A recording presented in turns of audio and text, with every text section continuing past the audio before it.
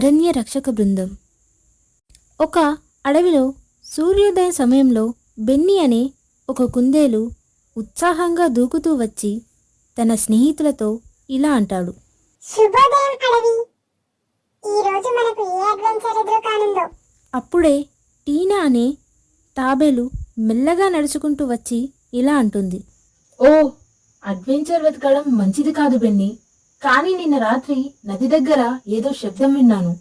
అప్పుడు వృక్షం రంధ్రం నుండి బయటకు వస్తూ రికో అనే రకూన్ ఇలా అంటుంది.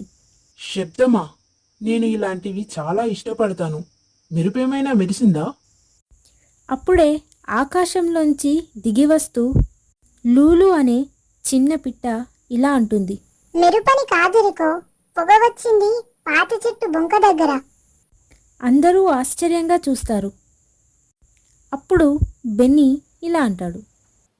పొగ, అది మంచిది కాదు. పదండి వెళ్ళి చూద్దాం. ఇక జంతువులంతా జాగ్రత్తగా ముందుకు నడుస్తున్నాయి. పొడి పొదల మధ్య వాటికి మంటలు కనిపిస్తాయి. అప్పుడు టీనా ఇలా అంటుంది.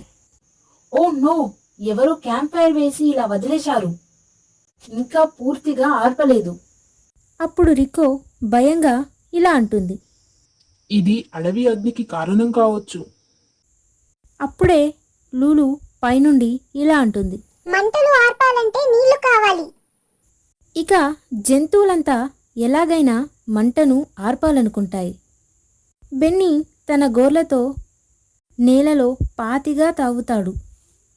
టీనా రికోకు నీళ్లు ఎలా తీసుకురావాలో చూపిస్తుంది. లూలు చిన్న బకెట్లతో నీళ్లు పోస్తుంది.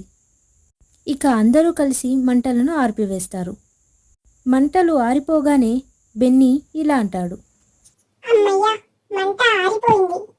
అప్పుడు టీనా ఇలా అంటుంది. అవును, మంట ఆరిపోయింది. లూలు నవ్వుతూ ఇలా అంటుంది. మంటలు ఆరిపోయినందుకు నాకు చాలా ఆనందంగా ఉంది. మనమంతా అరణ్య రక్షక బృందంగా మారిపోయాం. ఇక ఆ మరునాడు ఫారెస్ట్ ఆఫీసర్స్ వచ్చి బోర్డు పైన మంటలు పూర్తిగా ఆర్పమని రాస్తారు.